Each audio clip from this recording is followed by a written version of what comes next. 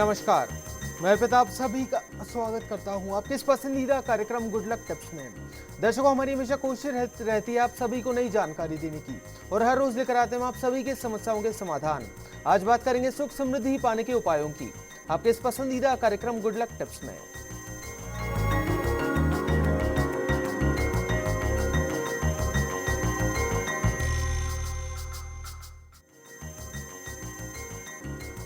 दर्शकों, क्या आप आर्थिक परेशानियों से काफी परेशान हैं? क्या आपका व्यापार ठीक से नहीं चल रहा है? घर में सुख समृद्धि चाहते हैं आप सभी? तो आज आपको बताएंगे हम कुछ ऐसे उपाय जो दिलाएंगे आपको सफलता और खुशियां। और इसे बताने के लिए हमारे साथ हमारे स्टूडियो में मौजूद हैं जाने माने ज्योतिष आचार्य पंडित मुकेश शास्त्री जी। पंडित जी, आपका बहुत बहुत स्वागत है हमारे स्टूडियो में। जय श्री कृष्णा, जय माता की, जय Shri Hari. Very good morning to all. चलिए दर्शकों, तो बिना देर के इस पर विस्तार से चर्चा करते हैं पंडित जी से। गुड लक टिप कार्यक्रम के सभी दर्शकों के ऊपर भगवान श्री हरि का, माँ लक्ष्मी का, माँ बगलामुखी का आशीर्वाद और कृपा दृष्टि हमेशा बनी रहे। आप सभी का कल्याण हो। दोस्तों, आज के इस महंगाई के युग में पैसों की, धन की, अच्छे फाइनेंशियल स्टेटस की ज़रूरत किसे नहीं पड़ती है, क्योंकि पैसों के बगैर कुछ काम होता भी नहीं है। बच्चों को उच्च शिक्षा दिलानी है, अपना खुद का घर बनाना है, बिटिया बड़ी हो गई है, उसकी शादी करनी है। इन सब कामों में धन की आवश्यकता होती है। प्रॉब्लम तो ये है बेसिकली कि हम जितना कमाते हैं उतना सब रोज के खर्चों में ही पूरा हो जाता है, बचता तो कुछ है नहीं। तो क्या आप पैसों की तंगी से परेशान हैं? फाइनेंशियल प्रॉब्लम आपका पीछा नहीं छोड़ रही है? क्या आपका बिजनेस, आपकी दुकान, आपका व्यापार अच्छा नहीं चल रहा है? क्या लगातार आपको बिजनेस में, व्यापार में, दुकान में नुकसान का सामना करना पड़ रहा है? सुबह से शाम तक ग्राहकों का इंतजार करते हैं। क्या आपको लगता है कि माँ लक्ष्मी आपसे रूठी हुई है? क्या आप बेरोजगारी से परेशान हैं? अच्छे पढ़े लिखे होने के बावजूद भी नौकरी नहीं लग पा रही है, नौकरी में प्रमोशन नहीं मिलता है, मन चाही जगह पे ट्रांसफर नहीं मिलता है, नजर दोष, शनि दोष, राहु केतु इत्यादि से परेशान है, कर्ज से परेशान है? यदि हाँ, तो दोस्तों आप परेशान मत होइए, क्योंकि आपकी सभी प्रकार की शारीरिक, आर्थिक और मानसिक और साथ साथ में वैवाहिक परेशानियों को खत्म करने के लिए आज मैं आप सभी दर्शकों के लिए भारत की प्राचीन ज्योतिष विद्या के खजाने से कुछ अनमोल और कारगर उपाय लेकर आया हूं। इन उपायों को अगर आप अपने ईष्ट का स्मरण करके भक्ति भाव से पूजन करते हैं, डेली रूटीन से करते हैं, तो निश्चित तौर पे आपके सभी प्रकार के संकटों का समाधान आपको होता हुआ दिखाई देगा। और हाँ, हमारे वेद और पुराणों में कर्म की आवश्यकता के बारे में भी बताया गया है। तो धर्म के साथ में जब तक कर्म नहीं करेंगे तब तक सफलता नहीं मिलेगी। तो शुरुआत करते हैं उपायों के साथ में।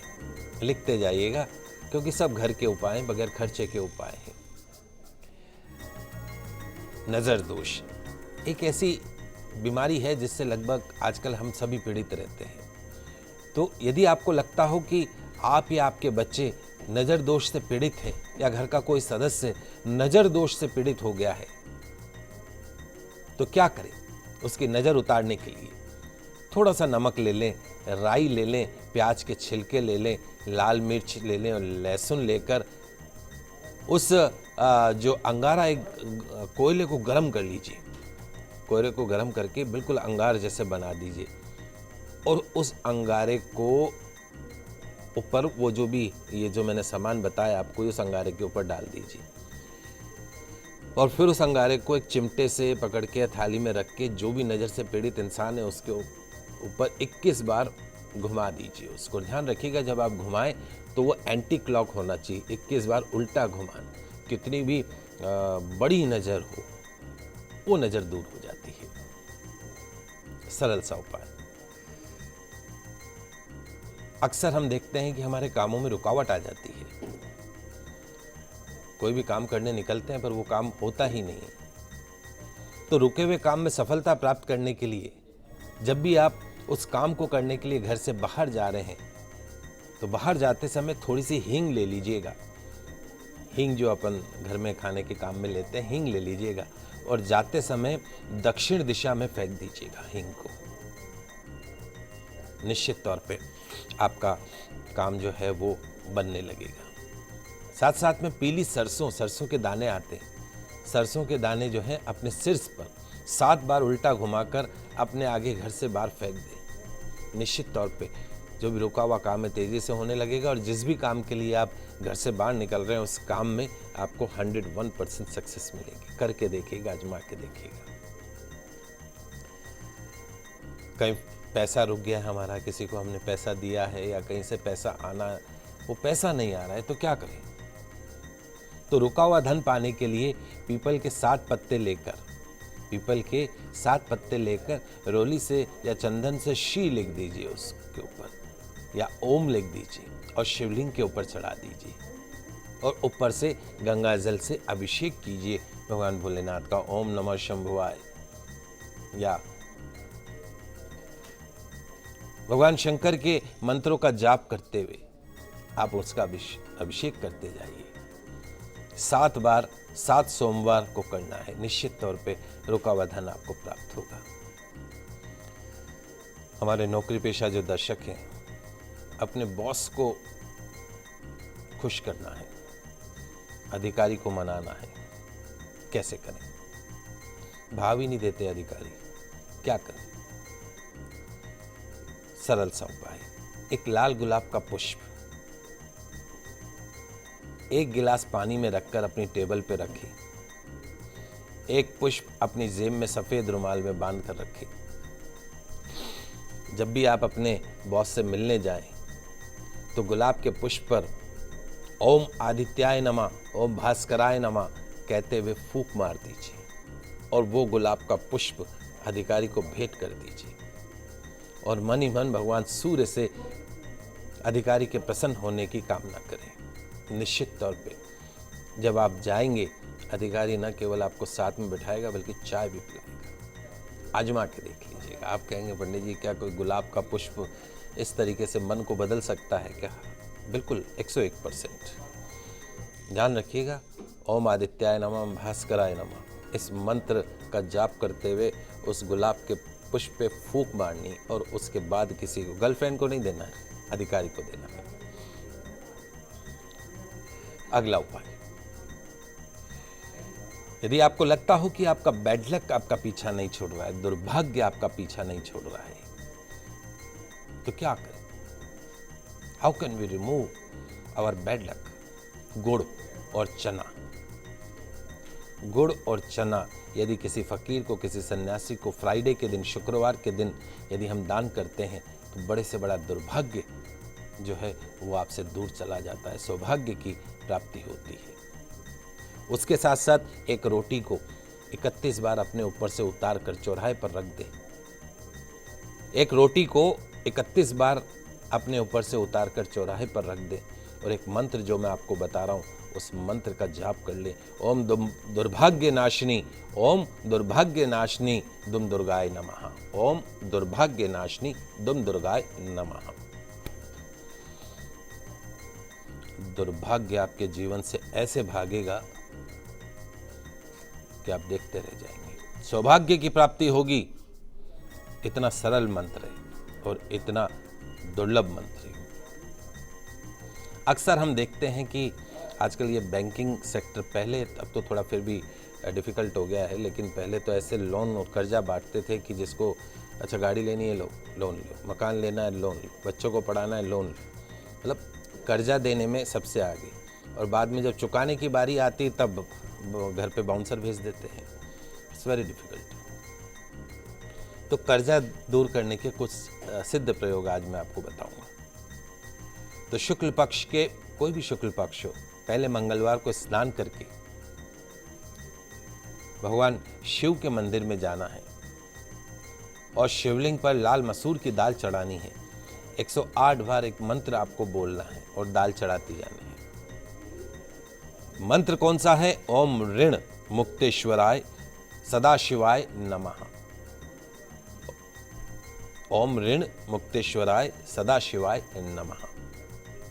108 मसूर की दाल चलाते जाइएगा, मंत्र बोलते जाइएगा। ये प्रयोग 8 मंगलवार कीजिएगा, बड़े से बड़े कर्ज से मुक्ति मिलेगी। पास में कोई हनुमान जी का मंदिर हो तो वहाँ एक लाल झंडा लगाइएगा, उससे भी कर्ज से मुक्ति मिलती है। शुक्ल पक्ष की मंगलवार को आटे में गुड़ मिलाकर मीठे मालपुए जैसे या पुए पकौड़ी, मीठी पकौड़ी बनाकर हनुमान जी के मंदिर में चढ़ाइएगा। और एक मंत्र आपको बता देता हूँ, उस मंत्र का जाप करके गरीबों को वस्त्र और भोजन खिलाना है मंगलवार को। ओम हम हनुमते ऋण मोचने नमः। ओम हम हनुमते ऋण मोचने नमः। इस मंत्र का जाप कीजिए, हनुमान जी की कृपा से कर्ज से मुक्ति मिलेगी। ये हम हिंदू शास्त्र में, सनातन धर्म में जो उपाय बताए गए हैं, ये उपाय सिर्फ ऐसे ही नहीं है। कई बार लोग कहते हैं होता क्या है, कुछ नहीं होता इन सब चीज़ों से। अरे तो मनुष्य जीवन आपको मिला है, आपको ही तो उपाय कर सकते हो। कोई गाय बैल थोड़ी ना उपाय करेंगे, बंदर थोड़ी ना उपाय करेगा, चिड़िया कौवे थोड़ी ना उपाय करेंगे। ये तो आपको सौभाग्य मिला है उपाय करने का, भगवान को प्रसन्न करने का। आप कहते हैं कि क्या होता है इनसे, करके देखिएगा। जब सिर पे समस्या आन पड़ती है तो उस वक्त सब याद आ जाते हैं, नानी दादी पापा मम्मी भाई भाभी सब याद आते हैं। भगवान भी उसी वक्त याद आता है। एक सेर भुने हुए चावल, 1 पाव शक्कर, आधा पाव घी, तीनों को एक साथ मिलाकर चींटियों के बिल पर घर से बाहर किसी भी पार्क के एकांत में डालें। बैंक का लोन हो, किसी से कर्जा लिया हो तो कर्ज उतरने का एक मार्ग प्रशस्त हो जाता है। अब आपने क्या किया इस उपाय में? आपने एक जीव जनावर को भोजन दिया। अब जीव जनावर को भोजन देने से अगर कर्जा उतर जाता है तो इसमें दिक्कत क्या हो गई? कर सकते हैं ना भैया लोग, तो करना चाहिए, क्योंकि ये कर्ज तो लोगों को मार देता है। मंगलवार को मंगल दशा में, अंतरदशा में कर्जा कभी नहीं लेना चाहिए, वरना कर्जा उतारना बड़ा मुश्किल हो जाता है। हाँ, कर्ज के रकम की किश्त जो है वो शुक्ल पक्ष के पहले मंगलवार को अगर एक मंत्र मैं आपको बता रहा हूँ उसको पढ़ कर दें तो शीघ्र कर्ज उतर जाता है। ओम ऋम ऋण मोचने स्वाहा, ओम ऋम ऋण मोचने स्वाहा। मंगलवार के दिन इस मंत्र का जाप करते हुए वो कर्ज, कोई मान लो अर्पित बाबू मांगने आए हैं तो उनको कर्ज की किश्त इस मंत्र के साथ दे दो, कर्ज फटाफट उतरेगा। गायत्री मंत्र का जाप 108 बार करें। 1.5 मीटर सफेद कपड़े में 5 लाल गुलाब के पुष्प, 5 लौंग, 5 बताशे बहते हुए पानी में प्रवाहित कर दें, पुराने से पुराना कर्जा उतर जाएगा। अमावस्या की रात्रि को काली राई आती है, ब्लैक राई जो होती है, दाहिने हाथ में लेकर अपने मकान की छत के 3 चक्कर उल्टे लगाएं और 10 दिशाओं में हाथ की जो राई के जो दाने हैं वो डाल दीजिए। 10 दिशाएं कौन सी हुई आपकी?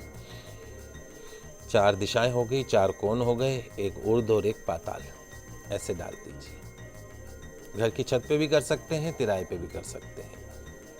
निश्चित तौर पे बड़े से बड़े संकटों से, कष्टों से, अगर आपके घर में बहुत ज़्यादा कलह कलेश रहता हो, आपको लगता हो कि घर के अंदर सुख शांति समृद्धि नहीं है, दुर्भाग्य का वास बना हुआ है, दरिद्रता का वास बना हुआ है, तो ये उपाय करिए आप। कोई रविवार का दिन हो, हस्त नक्षत्र हो या अमृत सिद्धि योग हो, रविवार का दिन हो तो भूल कर भी कर्जा मत लीजिएगा, वरना कर्जा चुकाना मुश्किल हो जाता है। कर्जा वापस करना अति शुभ माना जाता है। संक्रांति का समय हो, वृद्धि नामक योग हो तो भी कर्जा नहीं लेना चाहिए, वरना धन जो है वो दक्षिण दिशा के गए मेघ जैसा वापस नहीं आता है। बहुत कठिनता से रकम की वसूली होती। वृद्धि योग में कर्जा लोगे तो उस कर्जे में वृद्धि होगी। तो शास्त्र कहते हैं कि जब कर्जा लो तो पंचांग देख लो कि उस दिन वृद्धि योग तो नहीं है।